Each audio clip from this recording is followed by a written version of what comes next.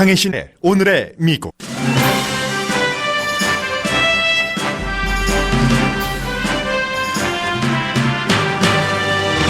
사우디아라비아의 최대 정유시설이 드론 공격을 받은 뒤 중요한 건 두 가지입니다. 세계 경제를 흔들 수도 있는 정도의 오일값 변동, 그리고 중동에서의 군사 대치 가능성입니다. 미국은 이란이 드론 공격의 주체라고 주장하지만 이란은 아니라고 반박하고, 이란이 지원하는 예멘 반군은 자신들이 드론 공격을 했다고 주장합니다. 사우디는 누가 공격을 했건 미국이 자국 안보를 지켜주느냐 아니냐를 지켜보고, 미국에서는 트럼프 대통령의 사우디와 이스라엘에 맡겨둔 중동 정책 실패의 결과라는 지적이 강해집니다. 사우디 정유시설 공격 이후 가능성이 있었던 미국과 이란과의 협상이 멀어지고 있습니다. 콘돌리자 라이스 전 국가안보보좌관이 트럼프 행정부의 북한과 이란 정책에는 크레딧을 준다고 밝혔습니다.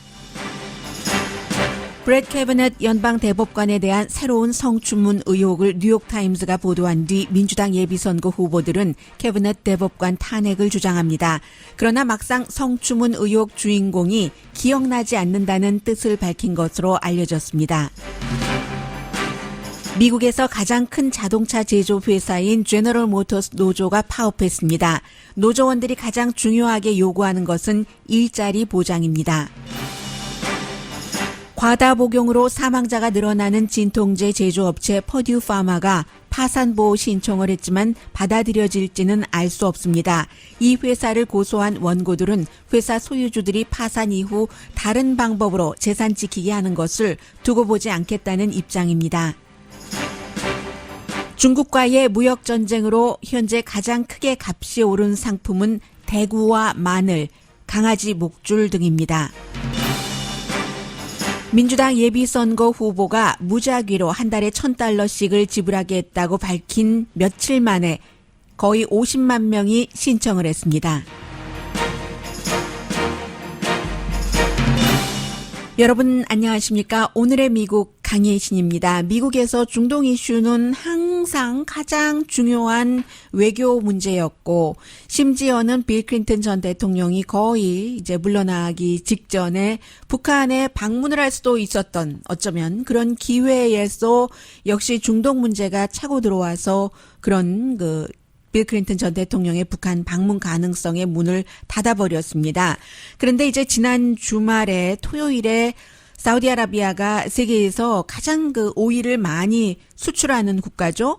그 최대 오일 수출국의 정유시설 두 곳이 드론 공격을 받아서 사우디아라비아가 지금 생산성이 반으로 줄어들었습니다. 말하자면 동맥이 차단된 그런 형편입니다. 예멘 반군이 우리가 했다라고 주장을 하고 있지만 트럼프 대통령과 마이크 폼페오 국무장관은 이란이다. 폼페오 국무장관은 이란이라는 국가를 언급했고, 트럼프 대통령은 국가는 언급하지 않은 채 지금 드론 공격을 한 그 주체에 대해서 우리는 모든 것을 다 장전을 하고 사우디아라비아가 원한다면 전쟁을 할 수도 있다 하는 얘기를 하고 있습니다.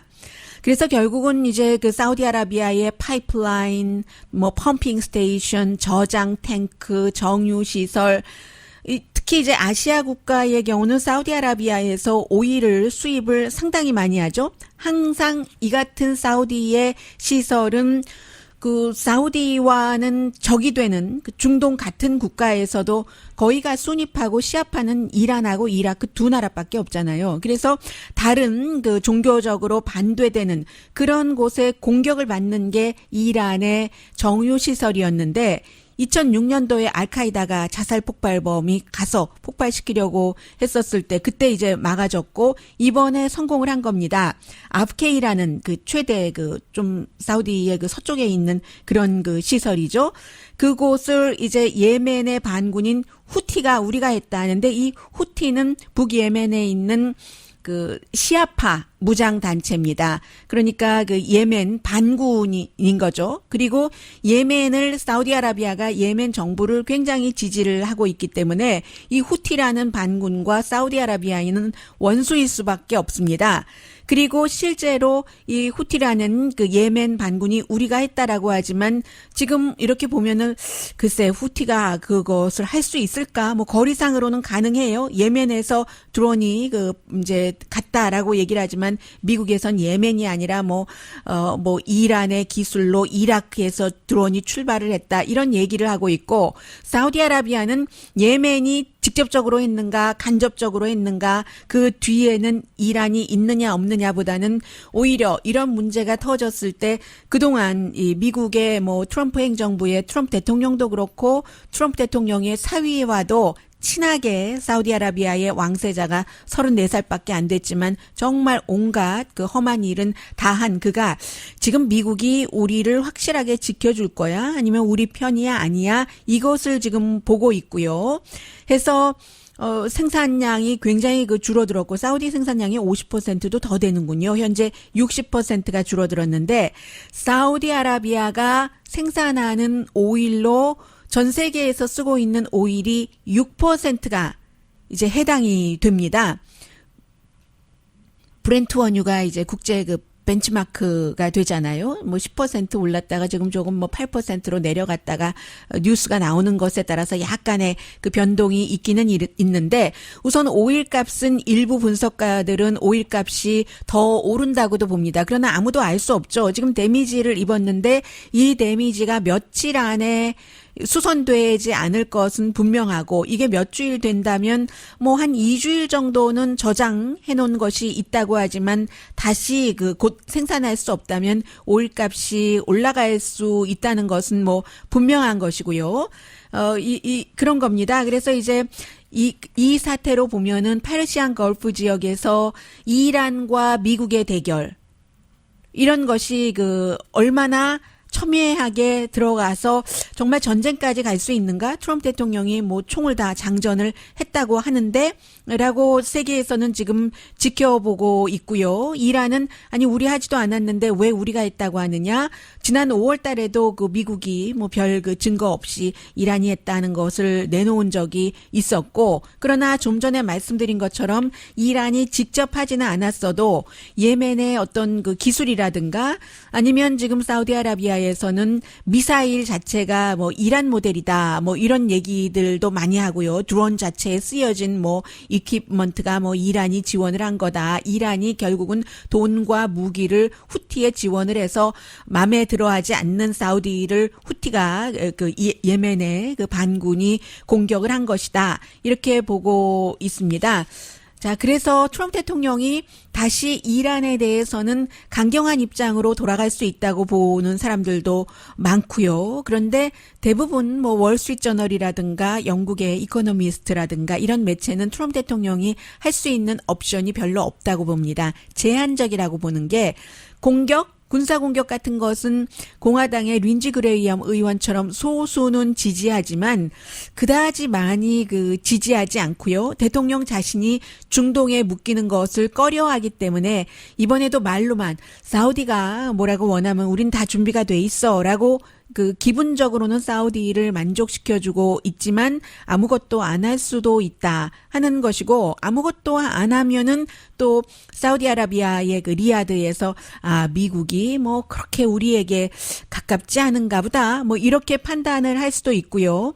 오일값에 대해서는 지난해에 굉장히 불안정했었습니다. 그때는 이 사우디아라비아가 아니라 베네수엘라 때문에 미국이 베네수엘라에 뭐 후안 과이도라는 젊은이를 내세워서 이제 마두로를 물리치려고 했다가 실패했고 그 당시에 경제 제재를 하면서 베네수엘라가 오일을 수출할 수 없도록 해서 이란도 경제 제재를 강하게 했고요. 이란과 베네수엘라가 오일을 수출할 수 없게 하니까 오일값이 굉장히 불안정했죠. 그 불안정했던 값을 사우디아라비아가 미국과 친하니까 계속 오일 생산을 많이 해서 그나마 충족시켜주기는 했었는데 지금은 이제 데미지가 얼만큼인지 뭐 48시간 안에 밝힌다고 했으니까 곧 나오겠죠.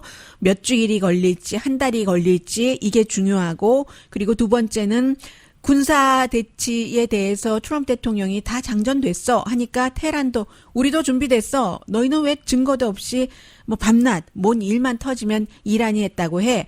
하고 트럼프 대통령이 장전했다 하니까 러시아가 그렇게 위험한 싸움 하지 말아라 하고 경고를 하고요.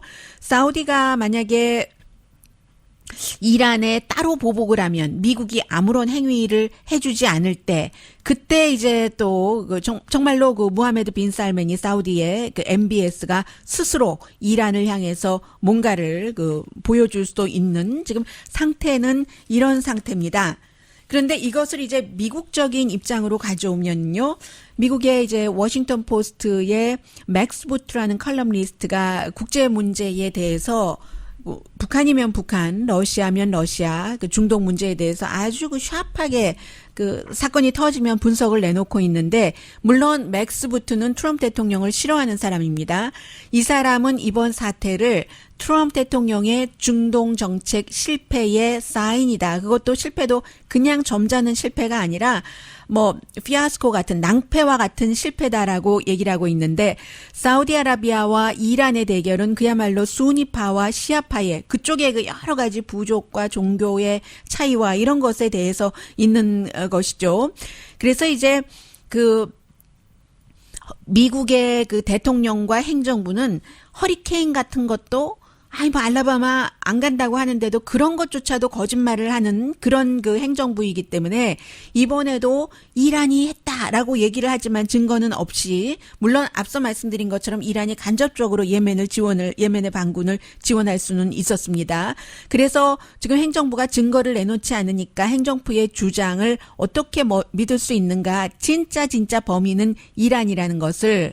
그런데 누가 진범이던, 그러니까 누가 몸통이던 아니면 가지이건 트럼프 대통령의 중동 정책이 실패했다고 주장을 하고 있는데, 중동의 리더십 자체를 예전에는 그래도 미국이 어느 정도 이끌고 갔는데 지금은 트럼프 대통령이 남의 나라에 개입해 하면서 이스라엘과 사우디아라비아에 말하자면 위탁을 했다는 얘기입니다. 아웃소싱을 해서. 그런데 그 나라들이 다 나라마다 이권이 다르고 하는데 그게 잘 될 리가 없죠. 그래서 이제 이렇게 왔는데, 지금 사우디아라비아의 무하메드 빈 살만에게 트럼프 대통령이, 보통 미국 대통령이 취임을 하면은 제일 먼저 방문하는 나라가 캐나다 아니면 멕시코, 특별한 때는 다른 나라도 가지만 그게 지형적으로 국가의 그 관계는 변할 수 있지만 옆 나라, 그 나라를 옮길 수는 없으니까, 지도를 옮길 수는 없으니까 이웃을 방문을 하는데, 트럼프 대통령은 취임하고 나서 처음으로 리야드를, 사우디아라비아를 방문해서 사우디 왕족에게 정말 거대한 대접을 받고, 사우디가 무기를 3,500억 달러어치를 사겠어, 내가 승리를 했어, 이렇게 장사를 잘하고 왔어 했는데 실제로는 300억 달러였고요. 3,500억 달러가 아니고, 그리고 그것도 전 행정부에서 이미 다 계약을 해놨던 거다. 그런 것을 하면서 몇 개월 안에 이 사우디아라비아의 MBS가 말하자면 쿠데타를 일으켜서 왕족들을 호텔에 가두고, 부자들도 호텔에 가둬놓고 돈을 얼마씩 다 내고 나에게 복종을 하면 풀어줄게. 그런 식으로 아버지를, 나이 많이 든 80대가 넘은 아버지를 뒤에 업고는 이 MBS가 그런 것을 해도 트럼프 대통령은 계속 지금 사우디가 너무 일을 잘하고 있어, 이렇게 하면서 그 MBS는 약간의 여성들이 운전을 할 수 있게 한다던가 작은 좋은 일을 하고는 카타르와 싸우고, 카타르도 미국의 주요 동맹이죠. 그리고는 레바논 총리를 납치하고, 또 이번처럼 이 예멘의 반구 후티스의 전쟁을 선포하고, 그래서 예멘에 사우디가 군사적인 공격을, 그 정부군을 지원을 했기 때문에 지금 예멘에서 굶어 죽는 사람이 1,000만 명이 넘잖아요. 결정적으로 자말 카쇼기라는 워싱턴 포스트의 칼럼니스트를 살해한 것에 이 MBS 사우디의 왕자가 있다는 것을 다 알고 있는데도 트럼프 대통령은 모든 스텝에서 사우디 MBS 잘한다 하고, 사위는 사막에서 이 MBS와 며칠씩 텐트를 치고 별 아래서 잠을 자면서 우정을 돈독하게 하고 그렇게 됐다라고 얘기를 하면서, 특히 특히 트럼프 대통령이 미국의 의회조차도 사우디에서 사실은 돈을 받는 미국 정치인들이 굉장히 많습니다. 민주당도 그렇고 공화당도 그렇고 그럼에도 불구하고 자말 카쇼기라는 이 MBS에 대해서 나쁜 그 칼럼도 쓰고 지적하는 컬럼도 쓰고 했었던 그런 것이 나왔다는 것으로 다른 나라 대사관으로 가서 유인을 해서 살해를 했는데 그런 것을 안 뒤에는 사우디로부터 많은 정치 자금을 받는 미국의 공화 민주 정치인들도 힘을 합쳐서 두 개의 법안을 만들었습니다. 예를 들어서 하나는 예멘 전쟁 끝내기, 두 번째는 이제 그 이란과의 핵협상에 관련 그런 거였는데 트럼프 대통령이 다 그것을 없애버렸고요. 해서 중동에 불씨가 이렇게 남아있다가 이번에 드론이라는 새로운 공격으로 이제 사우디의 그 정유시설에 정말로 불이 붙어버렸고 그 사이에 이란은 우라늄 농축을 시작을 했고 미국이 핵협상을 깨버렸기 때문에요. 이스라엘은 이란, 시리아, 뭐 이라크를 계속 무슨 뭐 공습을 해야지 된다고 주장을 하면서 지금 이스라엘 뭐 저희 선거도 또 제대로 치르지 못하게 돼 있던데요. 트럼프 대통령이 아무리 뒤에서 많이 봐준다 하더라도 그래서 이란과 지금 전쟁을 치르겠다라고 대통령이 얘기하는 이것이 현실이 된다면 이란, 이스라엘, 사우디아라비아, 미국 모두를 끌어내리고 또 오일값도 엉망진창이 되면서 세계 경제도 끌어내리고 중동은 물론 세계의 그 평화가 아니라 평화에서는 아주 먼 길로 갈 수 있게 된다는 게 맥스 부트 씨의 칼럼이었습니다.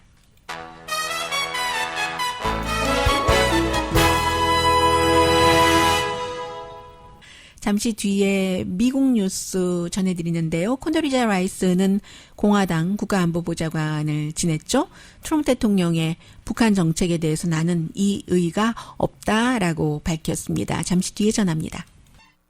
라디오 서울 방송 오늘의 미국 듣고 계십니다. 네, 지난 주말에 그 이란의 정유시설이 드론 공격을 당하기 전에 그때 이제 그 아주 미국에서 굉장히 중요한 뉴스는 이런 부분이었습니다. 존 볼튼 국가안보보좌관이 해고된 주였었죠. 지난주가.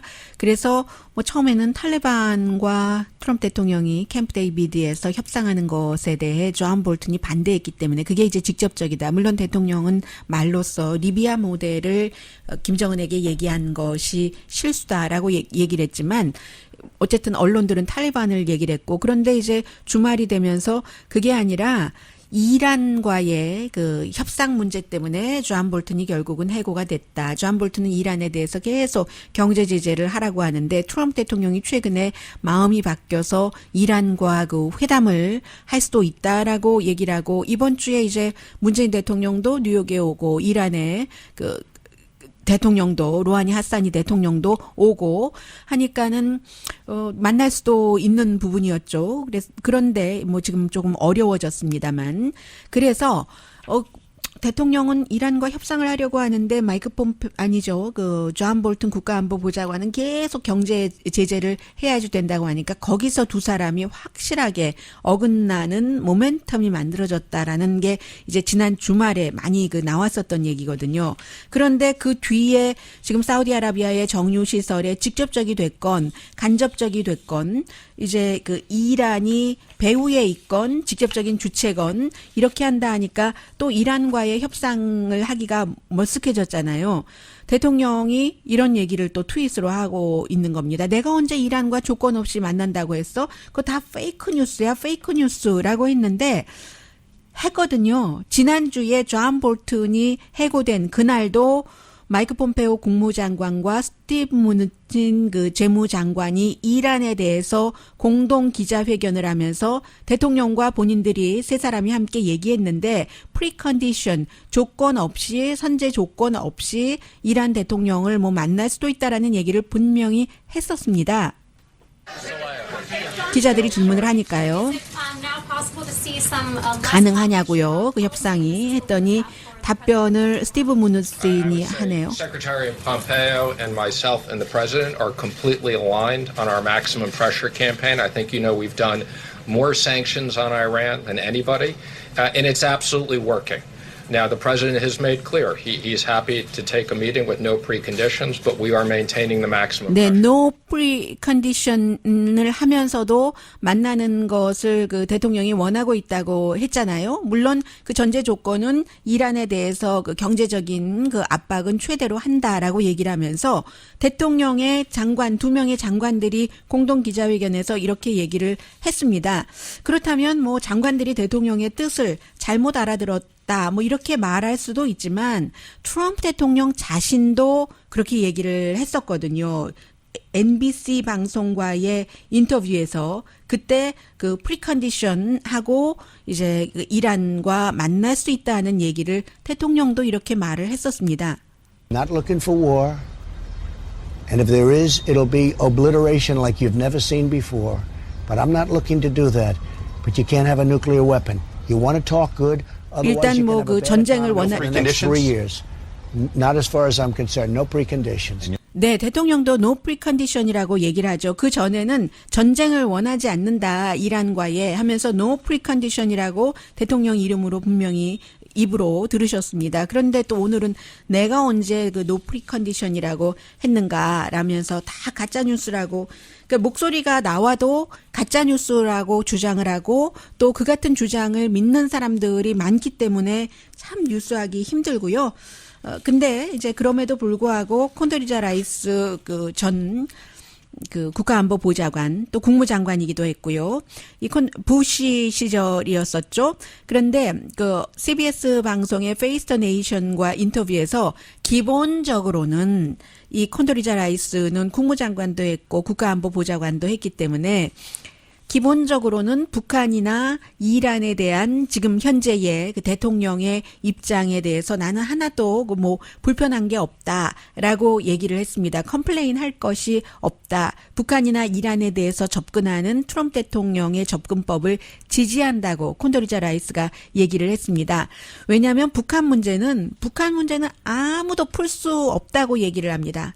아무도 풀 수 없기 때문에 전의 행정부도 그렇고 지금 행정부도 마찬가지고 해서 뭔가라도 이렇게 해보는 뭐 그런 것을 지지한다고 얘기를 했고 이란 문제에 대해서는 이란이 그 테란이 그 중동에서 가장 위험하고 파괴적인 국가인데 이런 국가와 덜 그 적대적인 그 접근을 하는 것 그런 것을 지지한다. 트럼프 대통령이 적어도 북한과 이란에 대해서 좀 뭔가 문제를 그 전쟁이 아니라 대화로 풀어보려고 하는 협상으로 풀어보려고 하는 여기에는 모두 크레딧을 줘야지 된다 하는 게 콘돌리자 라이스 전 국무장관의 얘기였습니다. 그밖에 이제 뭐 이민이라든가 인종이라든가 콘돌리자 라이스도 아프리칸 아메리칸이니까요.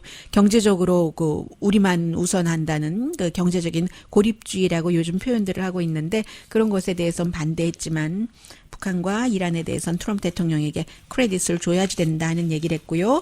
그리고 이 부분은 아직 끝나지는 않은 것 같은데 뉴욕타임스도 실수가 있었고 주말에 또 어떤 얘기가 있었냐면 토요일 일요일에 얼마나 그 당시에 연방대법관을 지명하고 임명할 때 시끄러웠었습니까? 왜냐하면 미국의 연방대법관이라는 자리는 뭐 정치적으로 문제가 풀어지지 않고 법적으로도 이리 뒤집히고 저리 뒤집히고 할 때 마지막으로 period, 점을 찍어주는 곳이 연방대법원이고 연방대법관 9명 가운데 지금 5명이 트럼프 대통령 들어와서 보수인데 2명을 트럼프 대통령이 지명하고 뭐 임명하고 있습니다. 브렛 캐버너가 뭐 어렸을 때 얘기예요. 뭐 술 먹고 뭐 여성들을 힘들게 하고 그런 여러 가지, 청문회를 통해서 다 지켜보신 그런 게 있었는데, 그 이후에도 예일대학교 다닐 때, 물론 예일대학교 다닐 때 한 여성이 D자가 들어가는 이름의 여성이,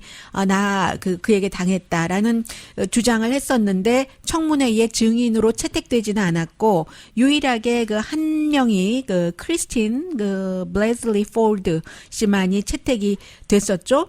그런데, 그 당시에 예일대학교를 브렛 캐버너와 같이 다녔던 그 이름이 뭡니까? 뭐 M자가 들어가던데요. 아무튼 막스 스티어가 그 당시에 내가 파티에서 브렉 캐버너가 술에 취해서 뭐 바지를 내리고 자신의 뭐 상징을 그 여학생에게 뭐 이렇게 하고 했었다는 것을 증언을 하면서 상원에도 얘기를 했고 FBI에도 얘기를 했는데 수사하지 않더라 하는 그 내용이 뉴욕타임스를 통해서 보도가 됐었습니다. 그러자 뭐 미국의 민주당의 예비선거 후보들은 뭐 엘리자베스 워렌을 포함해서 버니 샌더스, 풀리안 카스트로, 카밀라 해리스 전부 이 사람 탄핵시켜야지 된다. 연방 대법원 자리에서 엘리자베스 워렌 후보는 그를 지명한 사람처럼 캐버나우도 탄핵돼야지 된다라고 얘기를 했고 그에 비해서 트럼프 대통령은 또 페이크 뉴스들이 난리를 치고 있네. 죄 없는 남자를 무지막지하게 대우하고 있어. 리버럴을 고소해라. 연방 대법관이요. 이런 얘기를 했습니다. 그 뒤에요. 막상 FBI에 그러한 것을 제보했다는 남학생이 얘기한 그 주체의 여학생이 직접 뉴욕타임스에 얘기하진 않았지만 그 여학생이 과거의 여학생이고 지금은 나이 많은 사람이겠죠. 다른 여자친구들에게 나 기억이 잘 나지 않아 이렇게 말을 했다는 겁니다. 그래서 뉴욕타임스에서도 그 부분을 코렉션해서 정정 보도를 했고요. 그런데 이제 여기서 끝나는 것 같지는 않고 왜 그 당시에 그 연방수사국 FBI가 이것을 수사하지 않았는가 제보를 받았는데 그리고 또 이 여학생이 나 기억나지 않아 라고 얘기하는 것도 더 이상 뭐 여자로서 미국에서도 이런 문제가 될 때는 본인이 너무나 힘들기 때문에 그리고 크리스틴 브레즐리 포드 교수가 얼마나 청문회 이후에 고통을 받았는지를 많이 봤기 때문에 더 이상 그렇다고 문제가 달라질 것 같지도 않고 상황이 하니까 그러는 것인지 뭐 끝난 것 같진 않습니다. 그런데 중간에 아무튼 뉴욕타임스도 실수가 있었어요. 코렉션을 했고 지금 민주당에서는 날이 갈수록 트럼프 대통령을 대신할 만한 우뚝 서는 사람이 없으니까 지금 2020년 대선에서 도널드 트럼프 대통령과 브렉 캐버나우 연방 대법관 그리고 미치 매코넬 세 사람을 겨냥을 해서 현재로서는 정책이 그렇습니다. 그들을 비난하는 선거 캠페인을 할 것으로 보입니다. 전부 백인 남자잖아요. 미치 매코넬 같은 경우는 이 총기 문제에 대해서 끄떡도 하지 않는다 이런 것으로 민주당이 비난을 할 것 같고요. 그리고 트럼프 대통령이 이런 얘기도 했네요. 브렉 캐버나우 연방 대법관에 대해서 연방 법무부가 그를 뭐 구해야지 된다. 뭐 이런 얘기도 아무튼 했습니다. 잠시 뒤에는 경제와 관련된 뉴스들 좀 전해드리겠습니다.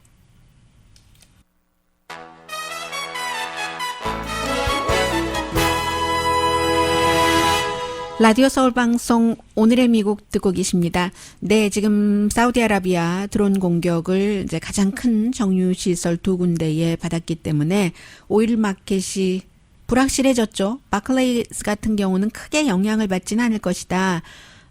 뭐 그런 얘기를 하고 있고 왜냐하면 보관된 것이 조금 저장된 것이 있기 때문에 그런데 결국은 그 인벤토리가 줄어들지 않겠어요? 생산도 언제까지 못할 것인가, 줄어들 것인가, 뭐 반은 하고 있다고는 하지만 풀리 가동해도 반밖에 안 되니까요. 그래서 알 수 없는 부분이고 단기로는 뭐 큰 지장을 받지는 않겠지만 그러나 뭐 주식 시장에는 지금 벌써 반영이 되고 있고요. 그래서 오늘 오후쯤이면 어떤 그림이 조금 나오지 않을까 생각이 됩니다. 한국 같은 경우 특히 사우디아라비아에서 오일 수입을 상당히 많이 하고 있죠. 제너럴 모터스면은 미국 최대의 자동차 회사인데 미국에서 그 자동차 회사가 12년 만에 오늘 0시 1분을 지나서 파업을 했습니다. 4만 9천 명 정도가 파업을 했는데 4년짜리 그 계약이거든요. 지금 노조와 회사와 합의를 보지 못했기 때문에 그런데 토요일에 그 계약이 끝났습니다. 제너럴 모터스 회사 측에서는 우리 앞으로 직원들에게 잘해주겠다. 70억 달러를 투자를 해서 뭐 헬스케어라든가 뭐 임금도 올려주고 이윤도 공유를 하고 더 뭐 많이 주고 베네핏 더 좋게 해주고 비즈니스와 또 직원들을 아주 좋게 대우를 하겠다라고 얘기를 합니다. 그런데 지금 미국 노조에서는 특히 자동차와 같은 별로 일하는 환경이 좋지 않잖아요. 그런 곳에서 원하는 것은 여러 가지 뭐 헬스케어, 임금 인상 다 있지만 job security, 그 일자리 보장을 원하고 있습니다. 일자리가 이제 본인이 싱글인 사람도 있고 가족이 있는 사람도 있기 때문에 우리도 이렇게 그 파업을 하고 할 때는 희생하는 것이고 용기를 보여주는 것이다라고 하면서 뭐 최근에도 제너럴 모터스가 한 5군데 정도 문을 닫는다고 발표를 했었기 때문에 그래서 이 문 닫지 말아라라고 하는데 그런데 이제 그 회사가 뭐 예를 들어서 이것도 다 산업의 변화인데 전기 자동차에 포커스를 둔다던가 그리고 뭐 회사가 아무리 대통령이 뭐라고 하더라도 자선 사업을 하거나 국가기관이 아니기 때문에 이윤과 코스트, 비용과 코스트의 관계에서 코스트가 적게 들면서 비용이 적게 들면서 이윤이 많이 나오는 게 사업의 주 목표잖아요. 결국은 뭐 이리저리 잠깐은 눈치 보는 척 하다가 미국에서 안 되겠다 하면 다른 나라로 갈 수밖에 없는 것이고 안 팔리는 자동차를 계속 생산할 수도 없는 노릇이고요. 그래서 이 문을 절대로 안 닫는다. 어떤 공장도 이런 약속을 지금 해줄 수가 없는 것 같고요. 또 노조도 노조대로 문제가 있습니다. 노조 위원장인 그 게리 존스가 기금을 잘못 사용해서 꼭 뭐 본인이라기보다 주변 그 노조들 어느 나라나 좀 마찬가지잖아요. 특히 산업화된 그 사회에서의 노조의 힘이 너무 크기 때문에 그 돈을 NRA 총기협회의 회장이 그 돈을 마구 그냥 뭐 아주 화려한 데다가 쓰고 했다는 것처럼 지금 이 제너럴 모터스의 노조도 그런 지적은 받고 있습니다. 어쨌든 미국에서 2007년도 이후에 처음으로 자동차 업계가 파업을 하는 것이고 그 당시에는 17시간 있다가 끝냈거든요. 그때 정부가 중재를 했었던 것으로 기억이 됩니다. 그렇게 됐는데 이번에는 일단 그 회의를 시작을 했는데 그 파업은 아직 거두지 않았습니다. 그리고 또 하나는 지금 미국 시골 지역에서는 진통제에 중독돼서 숨지는 사람들이 굉장히 많잖아요. 옥시컨틴이라는 것을 만드는 펄듀 파마라는 제약회사가 챕터 11 파산 보호 신청을 했습니다. 24개 주하고 임시로 합의는 했어요. 로컬 정부하고도 지난주에. 그래서 이제 합의한 게 왜냐하면 너무 많은 사람들이 지금 숨졌기 때문에 법무부에서 뭐 조사를 하고 20만 명 이상이 1999년부터 이 처방약 오피오이드를 과다 복용해서 어떤 때는 아프지도 않으면서도 마약처럼 쓰는 거죠. 치과 가서 처방해달라고 하고 아파서 못 살겠다고 하고 그런데 고소를 한 이유는 원고들이 이 펄듀라는 제약회사가 마케팅 광고를 잘못했다는 겁니다. 마치 별로 큰 해가 되지 않는 것처럼.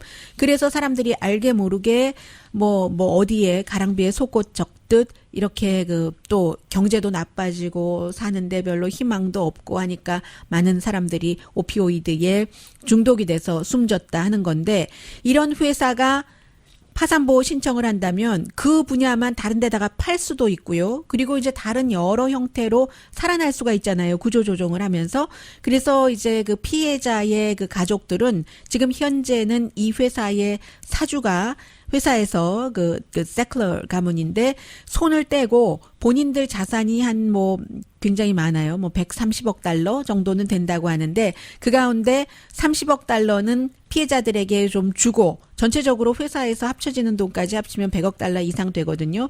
그것을 트러스트에 넣고 피해자들에게 보상을 하고 이런 식으로 하면서 파산보호 신청을 했는데 이 원고들은 이 회사를 소송한 사람들은 우리는 절대로 사람을 숨지게 하면서 돈 버는 회사가 아니 파산 신청하고는 다 빚 같은 거 탕감받고 새로 태어난다고 눈뜨고는 못 보지 이런 얘기를 지금 원고들은 하고 있습니다.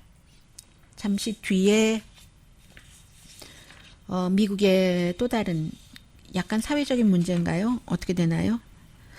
경제적인 여러분과 저의 지갑 문제가 될 수도 있겠네요. 되겠네요. 잠시 뒤에 전합니다.